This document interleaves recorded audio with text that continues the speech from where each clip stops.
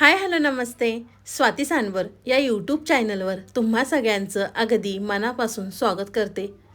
तर इथे पहा, मी एक पसरट आकाराचं भांडं घेतलेलं आहे. त्यामध्ये आपल्याला 2 वाट्या गव्हाचं पीठ घालायचं आहे.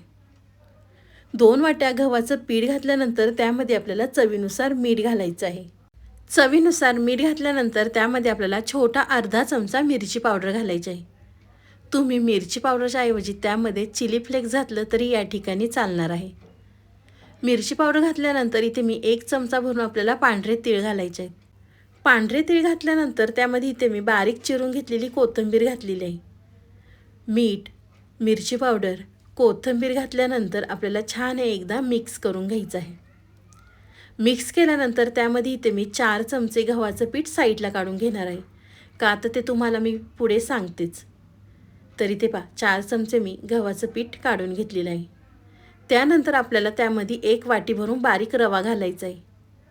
इथे मी बारीक रव्याचा वापर केलेला आहे. तुम्ही जर जाडसर रवा वापरणार असेल तर मिक्सरला थोडासा फिरवून तुम्ही यामध्ये वापरू शकता. तर रवा घातला की त्यामध्ये आपल्याला 2 चमचे भरून तेल घालायचं आहे. तर इथे मी तेल गरम नव्हतं केलं, कच्चं तेलच या ठिकाणी वापरलेलं आहे. तर 2 चमचे तेल घातल्यानंतर आपल्याला तेल आधी सगळ्या पिठाला व्यवस्थित चोळून घ्यायचं आहे. अगदी व्हिडिओमध्ये दाखवते त्या पद्धतीने करा, स्टेप बाय स्टेप, म्हणजे तुमचीसुद्धा रेसिपी फसणार नाही.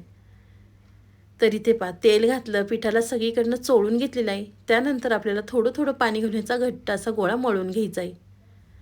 खूप जास्त लगेच पाणी घालू नका, आपल्याला थोडं थोडं पाणी घालायचं आणि घट्ट आपल्याला याचा गोळा तयार करून घ्यायचा आहे.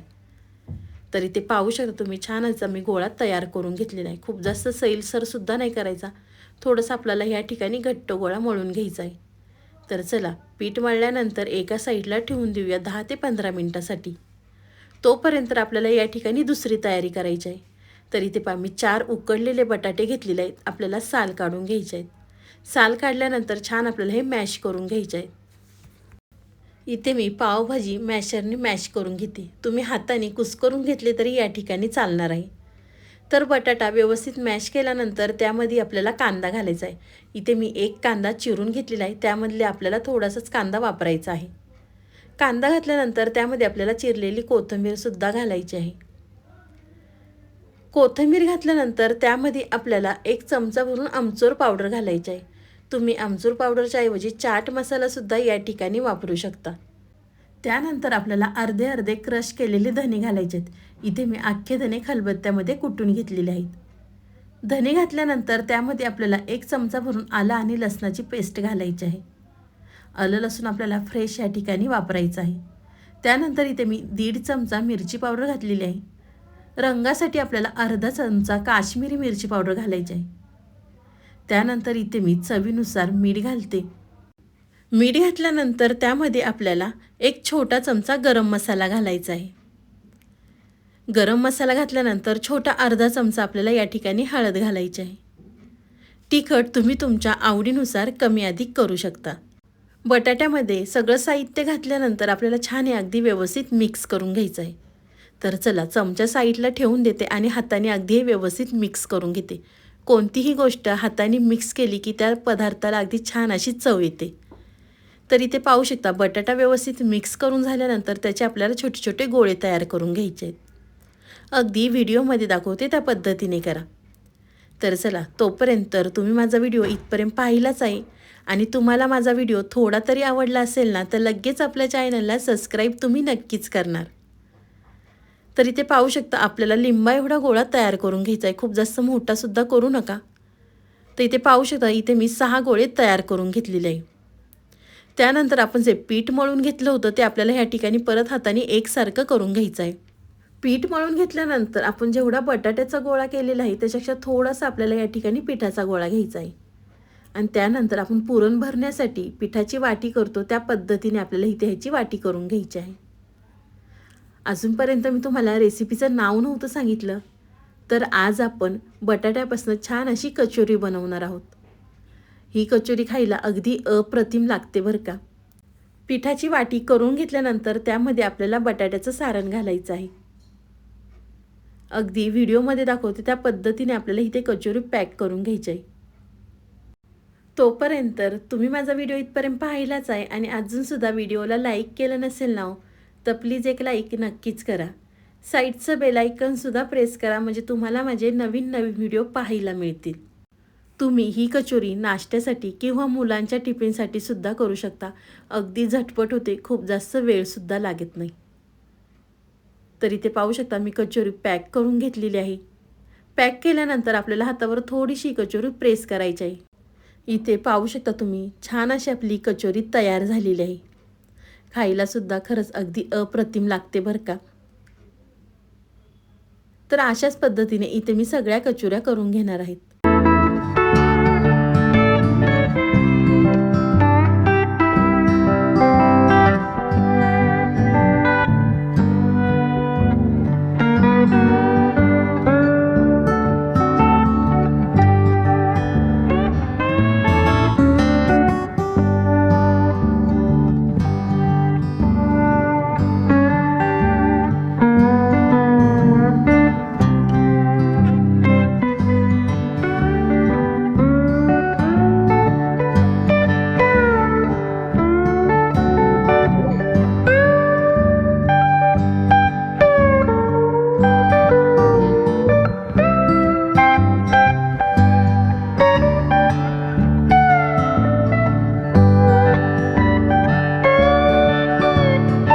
इथे पाहू शकता तुम्ही मी सगळ्या कचोऱ्या करून घेतलेल्या आहेत. अगदी मस्त झालेल्या आहेत. तर कचोरी आपण एका साईडला ठेवून देऊया. त्यानंतर आपण एका पातेल्यामध्ये 4 चमचे गव्हाचं पीठ घेतलं होतं. त्यामध्ये आपल्याला पाणी घालून सरसरीत आपल्याला हे पीठ तयार करून घ्यायचं आहे. थोडं थोडं पाणी घालून छान आपल्याला हे पातळसर असं पीठ आपण या ठिकाणी तयार करून घेणार आहोत. तर इथे पाहू शकता तुम्ही मी पीठसुद्धा तयार करून घेतलेलं आहे. पीठ तयार झाल्यानंतर खूप जास्त दाटसर हे पीठ ठेवू नका. थोडंसं आपल्याला ह्या ठिकाणी सैलसर हे पीठ तयार करून घ्यायचं आहे. तर पाहू शकता छान असं सरसरीत हे पीठ तयार करून घेतलेलं आहे. त्यानंतर आपण ज्या कचोरी तयार करून घेतल्या होत्या त्या आपल्याला ह्या पिठामध्ये डीप करून घ्यायच्या आहेत. कचोरी पिठामध्ये डीप करून घेतल्यानंतर एका साईडला इथे मी तेल गरम करून घेतलेलं आहे. तेलामध्ये आपल्याला ही कचोरी सोडायची आहे आणि दोन्ही साईडनी छान आपल्याला ही खरपूस तळून घ्यायची आहे. गॅस थोडासा आपल्याला कचोरी तेलामध्ये सोडताना मोठा ठेवायचा आहे आणि त्यानंतर आपल्याला बारीक गॅसवर ही कचोरी तळून घ्यायची आहे. तुम्ही ह्या कचोरी करून फ्रीजमध्ये 7 ते 8 दिवससुद्धा ठेवू शकता. आयत्या वेळेस तुम्ही ह्या तळून खाऊ शकता. कशा ते तुम्हाला मी सांगते. काय करायचं आहे माहिती का? इडली कुकरच्या प्लेटी असतात ना, त्यामध्ये आपल्याला ह्या कचोऱ्या ठेवायच्या आहेत आणि 10 ते 15 मिनटं आपल्याला इडली कुकरमध्ये ह्यातनं वाफ काढून घ्यायच्या आहेत. त्यामुळे ह्या कचोऱ्या अगदी व्यवस्थित शिजल्या जातात आणि तळायलासुद्धा खूप जास्त वेळ लागत नाही. तुम्ही जर या पद्धतीने कचोऱ्या फ्रीजमध्ये करून ठेवल्या ना, तर अगदी 7 ते 8 दिवस आरामात टिकतात. ज्यावेळेस तुम्हाला भूक लागेल आयत्या वेळेस तुम्ही ह्या तळून खाऊ शकता. किंवा अचानक पाहुणे आले आणि काय करायचं म्हणून तुम्हाला जर प्रश्न पडत असेल ना, तर तुम्ही बटाट्याची कचोरी नक्कीच करून फ्रीजमध्ये ठेवा. तर एक साईड छान तळल्यानंतर आपल्याला दुसऱ्या साईडनी सुद्धा तळून घ्यायच्या आहेत. बारीक गॅसवरच आपल्याला कचोरी तळून घ्यायची आहे. खूप जास्त फास्ट गॅसवर तळू नका. बारीक गॅसवर तळल्यावर की आतपर्यंत ही कचोरी छान अशी तळल्या जाईल आणि वरतून अगदी क्रिस्पी होईल. त्यामुळे आपल्याला ह्या ठिकाणी बारीक गॅसवरच कचोरी तळून घ्यायची आहे. खायलासुद्धा अगदी अप्रतिम लागते बरं का. खरंच एकदा नक्कीच करून पहा. तर इथे पाहू शकता दोन्ही साईडनी सुद्धा छान अशा मी क्रिस्पी होईपर्यंत तळून घेतलेल्या आहे. तर चला एक एक कचोरी आपण एका प्लेटमध्ये काढून घेऊया. एकदा नक्कीच या पद्धतीने बटाट्याची कचोरी करून तर पहा. केल्यानंतर मला कमेंट करून सांगा की तुमची ही रेसिपी कशी झाली ते. तर चला इथे मी सगळ्या कचोऱ्या एका प्लेटमध्ये काढून घेतलेल्या आहे आणि अशाच पद्धतीने ते आपण दुसऱ्यासुद्धा कचोरी तळून घेणार आहेत. खूप जास्त तेलसुद्धा लागत नाही बरं का, किंवा खूप जास्त तेलकटसुद्धा ह्या कचोऱ्या होत नाही. इथे पाहू शकता तुम्ही मी तुम्हाला तेलात कचोरी सोडण्याची सुद्धा अगदी सोपी पद्धत दाखवलेली आहे. तुमच्याकडे जर छोटा झाऱ्या असेल ना, त्यावरती तुम्ही कचोरी घ्यायची आहे आणि अगदी आपल्याला हळूच तेलामध्ये सोडायची आहे. तर दुसरीसुद्धा कचोरी तेलामध्ये सोडल्यानंतर दोन्ही साईडनी मस्त आपल्याला इथे क्रिस्पी तळून घ्यायची आहे. तुम्ही पाहू शकता अगदी ह्या क्रिस्पी कचोरी तयार झालेल्या आहेत. तर अशाच पद्धतीने ह्यासुद्धा कचोऱ्या आपण एका प्लेटमध्ये काढून घेणार आहोत आणि ते मी सगळ्या कचोऱ्या तळून घेतलेल्या आहेत. तर पाहू शकता मस्त आपली बटाट्याची कचोरी तयार झालेली आहे. खायलासुद्धा अगदी अप्रतिम लागते बरं का. रंगसुद्धा खूप सुंदर आलेला आहे आणि मस्त अशा क्रिस्पी झालेल्या आहेत. तर या ठिकाणी मी तुम्हाला आवाज दाखवते. तर तुम्हालाही माझी आजची रेसिपी कशी वाटली ती मला नक्कीच कमेंट करून कळवा. व्हिडिओ आवडला तर व्हिडिओला लाईक करायला विसरू नका. बाय. पुन्हा भेटूया असाच एक छानसा व्हिडिओ घेऊन.